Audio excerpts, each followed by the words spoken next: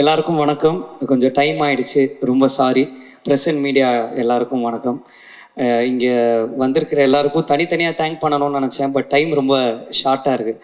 So நான் என்னை நம்பி இந்த படத்தில் எனக்கு ப்ரொடியூஸ் பண்ண, என் கூட ஒர்க் பண்ண, என்னை நம்பி நடித்த எல்லா டெக்னீஷியன்ஸ் அண்ட் ஆர்டிஸ்ட் எல்லாருக்கும் நான் இங்கே ஒரு பெரிய தேங்க் பண்ணிக்கிறேன். நீங்கள் இல்லைன்னா இந்த படமே நடந்திருக்காது. நீங்கள் என்னை நம்பலைன்னா இது ஒரு ஸ்டெப்புமே மூவ் ஆகிருக்காது.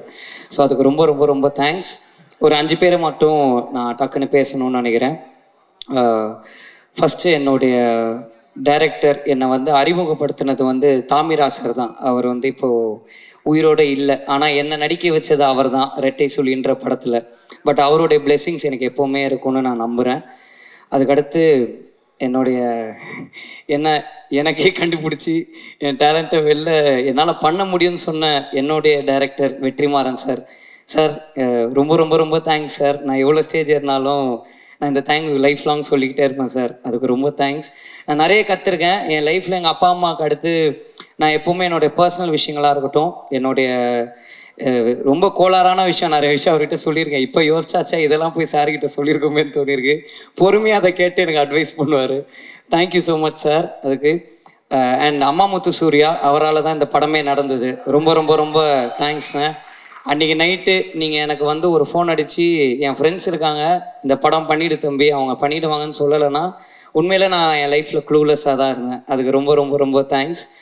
அவர் சொன்ன வார்த்தையை நம்பி ஒரு ஃபஸ்ட்டு படம் ஹீரோவுக்கு வர பட்ஜெட்டை விட ஒரு பெரிய பட்ஜெட்டில் எனக்கு ப்ரொடியூஸ் பண்ணி என்னை நம்பின கருப்பையா, ரொம்ப ரொம்ப ரொம்ப தேங்க்ஸ். இதுக்கு நானும் லைஃப் லாங் நன்றியாக இருப்பேன். அண்ட் எங்கள் அப்பா அம்மா, அவங்க 2 பேருக்கும் நடிகர், லிரிக் ரைட்டர், சிங்கர், எம்எல்ஏவாகிய திரு கருணாஸ் அவர்களுக்கு என்னுடைய ஒரு பெரிய நன்றி. அவர் இங்கே எனக்கும் சேர்த்து அவரே பேசிட்டார் நிறைய விஷயம். அவருக்கு அடுத்து என் ப்ரொடியூசரும் பேசிட்டார். ஸோ அவங்க 2 பேர் டைம் ஷார்ட்டாக இருக்கனால நான் முடிச்சுக்கிறேன். என்னுடைய 3 ஹீரோயின்ஸ் ரொம்ப ரொம்ப ரொம்ப தேங்க்ஸ் எனக்கு கூட நடித்ததுக்கு. ஒரே டைலாக்ல முடிச்சிட்டிங்க மீனாட்சி, பிரேமளவு விட பெருசாக போகணுன்னு. அவங்க சொன்னதை மன்னிச்சு ஏற்றுக்கிட்டு எங்கள் படத்தை சாதாரணமாக பார்க்க வரவங்க எல்லாருக்கும் ஒரு நன்றியை சொல்லிக்கிறேன். ஏன்னா அது ஒரு நர்வஸ்ஸு, ஃபஸ்ட் டைமாக ஸ்டேஜில் இருந்தது. அண்டு ஜிவி பிரகாஷ் அண்ணன், ரொம்ப தேங்க்ஸ்ண்ணா. இந்த படத்துக்கு நீங்கள் எனக்கு ஒரு பெரிய சப்போர்ட்டாக இருந்திருக்கீங்க. இந்த படம் வெளில தெரிஞ்சதுக்கு உங்கள் ப்ரோமோஸ் ரொம்ப ரொம்ப ரொம்ப ரொம்ப பெரிய ஹெல்ப்ஃபுல்லாக இருந்துச்சு எங்கள் டீமுக்கே. அதுக்கு ஒத்துக்கிட்டதுக்கு ரொம்ப தேங்க்ஸ். அண்ட் இந்த படம் பண்ணும்போது ஒரு சின்ன இன்சிடென்ட் மட்டும் நடந்துச்சு. ஒரு சின்ன பையன் ஷூட்டிங் ஸ்பாட்டில் இருந்தான். அந்த பையன் ஒரு நாள் சுற்றி அப்படியே பார்த்துக்கிட்டே இருந்தான். என்னப்பா என்ன பார்க்குற? இல்லை இல்லை ஒன்றும் இல்லை அப்படின்னா. இல்லைப்பா சொல்லு என்ன பார்க்குற? இல்லை படத்தோடைய ஹீரோ யாருன்னு பார்த்துன்னு இருக்கேன் அப்படின்னா. நான் சொன்னேன் யாராக இருக்கும் சொல்லு அப்படின்னேன்.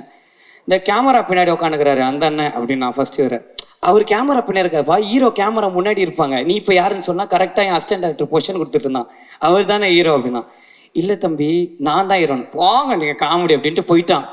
ஒரு 3 நாள் அந்த ஜூனியர் ஆர்டிஸ்ட் பையனா ப்ரூவ் பண்ணுறதுக்காகவே அவனை நிற்க வச்சு நடிச்சுக்கிட்டே இருக்கேன். 4வது நாள் வந்துட்டான். ஃபோனெல்லாம் எடுத்துட்டோன்னா, அம்மா என்னை இவர் கூட ஃபோட்டோ எடுக்கணும்னா, அப்பா ஒரு வேலை ஒத்துக்கிட்டான்டா நம்மளை ஹீரோ அப்படின்னா. அம்மா தம்பி இவர் யாருன்னு தெரியுதா? அப்படி தெரியுது, இந்த படம் காமெடியானு அப்படின்ட்டான். டப்புன்னு நான் ஓகே அட்லீஸ்ட் தம்பி நான் காமெடியனாவோ ஹீரோவாவோ இந்த படத்தை மட்டும் 19ஆம் தேதி பார்த்துருப்பா, உங்கள் அப்பா அப்பாவை கூட்டிகிட்டு போயிடு. எல்லாருமே இந்த படத்தை பாருங்கள். மார்ச் 19 எல்லாருமே என்ஜாய் பண்ணுற ஒரு படமாக இருக்கும். அண்ட் இந்த படம் இன்றைக்கி நான் இந்த ஸ்டேஜில் நிற்கிறேன்னா அதுக்கு ஒரு பெரிய காரணம் இந்த கென்னன் கேங்குன்ற என் ஃப்ரெண்ட்ஸு தான். அவனுங்க இல்லைன்னா என்னால் இந்த படம் பண்ணியிருக்கவே முடியாது. அவனுங்க தான் முக்கியமான காரணம். என்னை நம்பினது அவனுங்க மட்டும்தான். ஸோ தேங்க்யூடா, ரொம்ப ரொம்ப ரொம்ப தேங்க்ஸ். நான் ஸ்டேஜில் ஏற்ற டைம் இல்லை, ரொம்ப ஸ்பீடாக போயிட்டுருக்கு. பட் ரொம்ப தேங்க்ஸ்.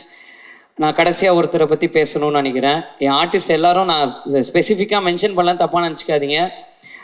ஒருத்தரை பற்றி பேசணும்னா நான் முக்கியமான ஒரு ஆளை பற்றி பேசணும். என்னுடைய கேமராமேன் விக்கி அண்ணன். அவர் இல்லைன்னா என்னால் இந்த படம் பண்ணியிருக்கவே முடியாது. ஏன்னா நான் டைரக்ஷனுன்ற ஒன்றே எனக்கு புதுசு. அதுக்கு எனக்கு ஒரு பெரிய பேக் போனாக இருந்தது விக்கி அண்ணன் தான். அதுக்கு ரொம்ப ரொம்ப ரொம்ப தேங்க்ஸ்ண்ணே. கடைசியாக நான் ஒருத்தரை பற்றி பேசணும்னு நினைக்கிறேன். ஏன்னா நான் இன்றைக்கி டைரக்டராக இந்த ஸ்டேஜில் நிற்கிறேன்னா இதுக்கு முதல் காரணமே அவர் தான். Dhanush sir, thank you sir. ரொம்ப ரொம்ப ரொம்ப தேங்க்ஸ் சார். தெரிஞ்சோ தெரியாமலையோ நீங்கள் எனக்கு நிறைய சொல்லி கொடுத்துருக்கீங்க, நான் நிறைய கற்றுருக்கேன். வாத்தி படம் ஷூட்டிங்கில் நான் ஃபஸ்ட் ப்ளேஸ் வாங்குற மாதிரி ஒரு சீன் நடிச்சிருந்தேன். அந்த சீன் முடித்தோடனே நீங்கள் அதை பார்த்து ரசிக்கிற மாதிரி ஒரு ஷாட்டு, அது முடிச்சுட்டு நீங்கள் என்கிட்ட சொன்னீங்க, இந்த மாதிரி நீ அவார்டு வாங்குறத நான் ஒரு நாள் பார்க்கணுண்டா, அன்றைக்கி எனக்கு எமோஷ்னலாக இருக்கும்னு. நான் அவார்டு எப்போ வாங்க போகிறேன்னு தெரியல சார். ஆனால் இந்த ஸ்டேஜ் முன்னாடி ஒரு டைரக்டராகி நான் உங்கள் முன்னாடி ஒரு அசிஸ்டன்ட் டைரக்டராக நிற்கிறேன்றது எனக்கு ரொம்ப சந்தோஷமாக இருக்குது. ஒரு டைரக்டராக என்னை நம்பினதுக்கு ரொம்ப ரொம்ப ரொம்ப தேங்க்ஸ் சார். நீங்கள் திருச்சிற்றம்பலம் ஆடியோ லான்ச்சில் சொல்லியிருப்பீங்க, கடைசி வரைக்கும் நன்றியோடு இருந்தால் அது மாசுன்னு சொல்லியிருப்பீங்க. உங்கள் 2 பேருக்கும் நான் கடைசி வரைக்கும் ஒரு நன்றியான சிஷியனாக இருப்பேன்றதை இந்த ஸ்டேஜில் சொல்லிக்கிறேன் சார். ரொம்ப thanks sir. Thank you so much. இங்கே வந்த எல்லாருக்கும் ரொம்ப நன்றி. ரொம்ப நன்றி. உங்கள் எல்லாரையும் இந்த தேட்டரில் அது ஒரு நல்ல நிகழ்வில் சந்திக்கிறது ரொம்ப மகிழ்ச்சி. முதல்ல நான் வெற்றிமாறனுக்கும் தனுஷ் சாருக்கும் தான் நான் நன்றி சொல்லணும். அது எல்லாருக்கும் அமையுமான்னு தெரியல.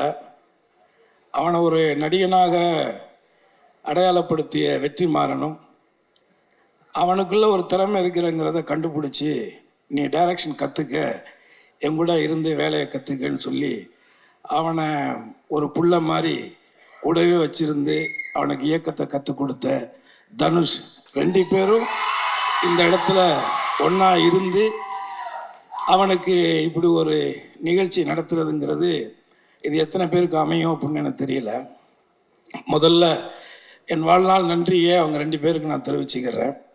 நான் இதே தனுஷை திருடா திடியில் தான் முதல் நான் சந்தித்தேன். அப்போ அவருக்கு ஒரு 18 வயசு இருக்கும், 18 வயசு 19 வயசு தான் இருக்கும். இன்றைக்கி நான் அவரை எப்படி நம்ம எல்லாம் பார்க்குறோம் அப்படிங்கிறது இருக்குது.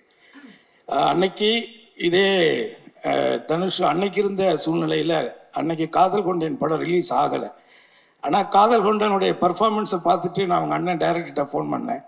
நீங்கள் ஒரு இந்திய சினிமாவுக்கு, தமிழ் சினிமாவுக்கு ஒரு மிகச்சிறந்த நடிகனை கொடுத்துருக்குறீங்கன்னு தான் நான் சொன்னேன். இதை காதல் கொண்டேனில் சொன்னேன். ஆனால் இன்னைக்கு இந்த சின்ன வயசில் இந்தியாவிலேயே 2 நேஷனல் அவார்டு வாங்கின ஒரு நடிகர்னா அது தனுஷ் மட்டும்தான். ஆனால் அன்னைக்கு அவருக்கு நிறையா மன வருத்தங்கள் இருந்துச்சு. ஏன்னா அன்னைக்கு இருந்த மீடியாக்கள், அன்னைக்கு இருந்த பத்திரிகைகள்லாம் இவரெல்லாம் எதுக்கு நடிக்க வந்தாருன்னா நிறைய கேலிகள் பேச்சுகள்லாம் பேசுனாங்க. ஆனால் அன்னைக்கு நான் சொன்னேன், இதே மாதிரி சில நடிகர்கள், குறிப்பாக விஜய் போன்ற நடிகர்கள் கூட சொல்லியிருக்காங்க இந்த பத்திரிகைகள். ஆனால் அவங்களோட அட்டைப்படம் நம்ம பத்திரிகையில் வராதாங்கிற காத்துக்கிட்டு இருக்கிற காலங்கள் இன்னைக்கு நடந்துக்கிட்டு இருக்கு. இதே சூழல் நிச்சயமாக உங்களுக்கும் வரும் அப்படின்னு நான் இன்னைக்கு நம்பினேன். அவர் மேலே இருந்த அந்த திறமையின் மேலே இருந்த நம்பிக்கையில். ஸோ அப்பேற்பட்ட ஒரு ஆக சிறந்த, இன்னைக்கு தேசிய அளவில் பல விருதுகளை பெற்ற இயக்குனர் வெற்றிமாறன், அவருடைய முதல் கதை பொல்லாதவன். அந்த பொல்லாதவன் கதையிலிருந்து நான் அவர் கூட ட்ராவல் பண்ணுறேன். அந்த படத்தில் நான் நடித்தேன். ஆனால் அதுக்கப்புறம் எந்த படத்துலையும் அவர் என்னை நடிக்க கூப்பிடலை, அது வேற. பட் இருந்தாலும் அந்த படத்திலிருந்து நான் ட்ராவல் பண்ணியிருக்கேன். அந்த படம் அதுலேயும் குறிப்பாக அந்த படத்தில் தனுஷ் சார் அந்த உடம்பை அவர் 6 பேக் மாற்றி அதுக்கு எவ்வளோ எஃபர்ட்ஸ் போட்டு அந்த ஃபைட் சீன் பண்ணாருங்கிறது இருக்குது. ஸோ ஆக இந்த சினிமா அப்படிங்கிறது இங்கே சொன்ன மாதிரி நான் 12 வயசுலேருந்து மேடைகளில் மக்களை சந்திச்சுக்கிறேன். 12 வயசுலேருந்து என் வாழ்க்கை இதுதான். அவன் கென்னு சொல்கிற மாதிரி எனக்கு சினிமா தவிர வேறு எதுவுமே தெரியாது. இந்த அரசியல்லாம் திடீர்னு இடையில நடந்த விஷயங்கள் தான். பட் அது பிரச்சனை இல்லை. ஆனால் ஒரு அடிப்படையாக நான் ஒரு கலைஞன், சினிமாவில் சம்பாரித்து சினிமாவிலேயே படங்கள் எடுத்து டிஸ்ட்ரிபியூஷன் பண்ணி இப்படி ஒரு நடுத்தர வாழ்க்கையை தான் நான் வாழ்ந்துட்டுருக்கிறேன். ஆனால் நான் ஒன்றை மட்டும் முழுசாக நம்பினேன், சினிமாவுக்கு நாம் உண்மையாக இருந்தால் சினிமா ஒருபோதும் நம்மை கைவிடாது அப்படின்னு நான் நம்பினேன்.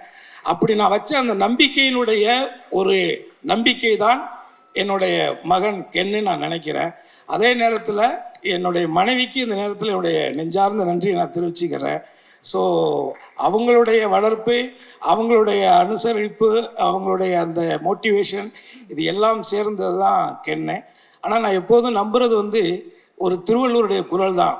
என்னுடைய சின்ன வயசுலேருந்தே தெய்வத்தால் ஆகாதெனினும் முயற்சி தன் மெய்வருத்த கூலி தரும் அப்படிங்கிற அந்த குரல். அந்த கடவுளே நம்ம கைவிட்டாலும் நம்மளுடைய உழைப்பும் நம்முடைய திறமையும் ஒருபோதும் நம்மளை கைவிடாது அப்படிங்கிறத காலம் முழுவதும் நீங்கள் மனசில் வச்சுக்கணும்.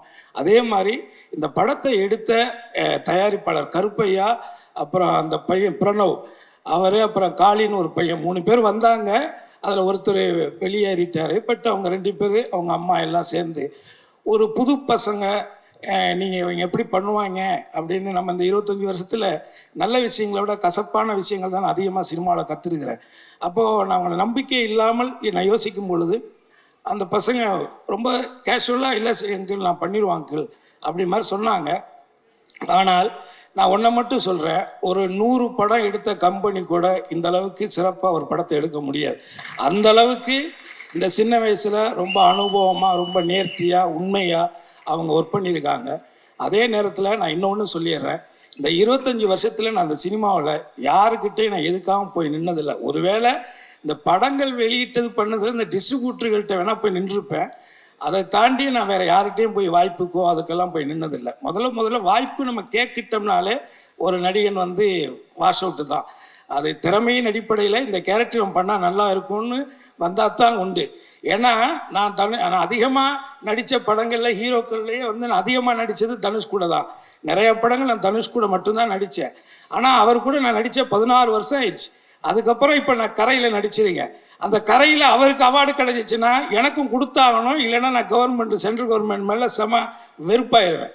ஏன்னா நான் அதை பிஜேபியை திட்டுறேங்கிட்டுன்னு சொல்லி கொடுக்காமலாம் அவாய்ட் பண்ணிடக்கூடாது, கொடுத்தே ஆகணும்.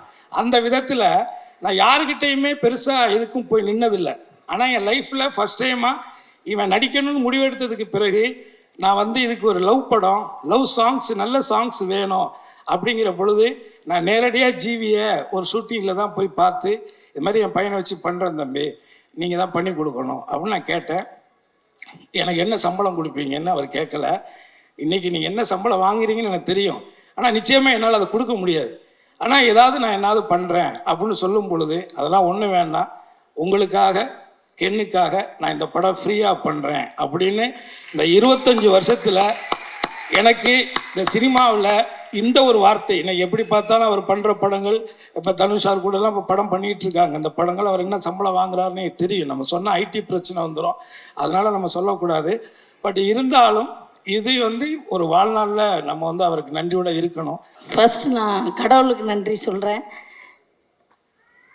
அடுத்து வெற்றி, தனுஷ் 2 பேருக்கும். எனக்கு அசுரன் படம் கென் நடிக்க போகும்போது 12th படிச்சுட்டு இருந்தான்.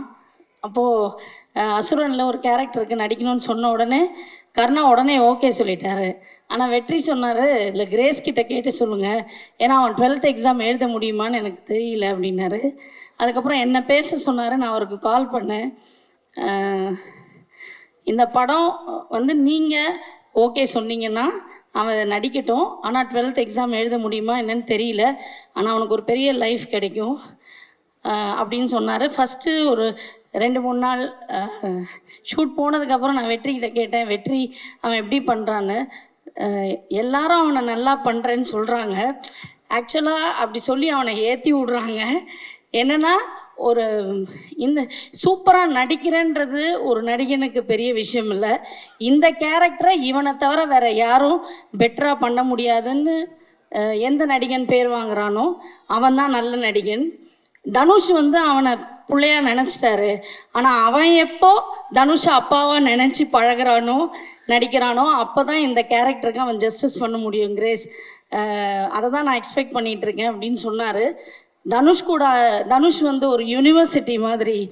தனுஷ் கூட அவன் இருந்தான்னா நிறைய விஷயங்கள் கற்றுப்பான். வேறு எங்கேயுமே அவன் போய் எதுவுமே கற்றுக்கணுன்னு அவசியம் இல்லை, அந்த யூனிவர்சிட்டிக்கு கூட அவன் இருந்தான்னா போகிறோம் அப்படின்னு சொன்னார். அதுதான் இன்றைக்கி நடந்திருக்கு, உண்மையாகவும் இருக்குது. ரியலி வெரி தேங்க்ஃபுல் டு வெற்றி and Dhanush, for ever grateful. நீங்கள் ஆக்சுவலாக இந்த இப்படி ஒரு ஈவெண்ட் நடக்கும், அந்த ஈவெண்ட்டுக்கு தனுஷ் வருவாருன்னு நான் கனவுல கூட நினைக்கல. ரொம்ப எமோஷ்னலாக இருக்குது. Thank you so much, for ever grateful. எப்போவுமே உங்களுக்கு கிரேட்ஃபுல்லாக எங்கள் ஹோல் ஃபேமிலியும் இருப்போம். அண்டு என்னோட ஃபேமிலி எல்லாருக்குமே அண்ட் என்னோட ஃப்ரெண்ட்ஸ் எல்லாருக்குமே நான் ரொம்ப தேங்க் பண்ணிக்கிறேன். Karuppaiya thank you so much, Ammamuthu, Vicky எல்லாருக்குமே தேங்க்ஸ். அண்டு கென் ரொம்ப சந்தோஷமாக இருக்குது. அதை விட அம்மாவுக்கு ரொம்ப பயமாக இருக்குது.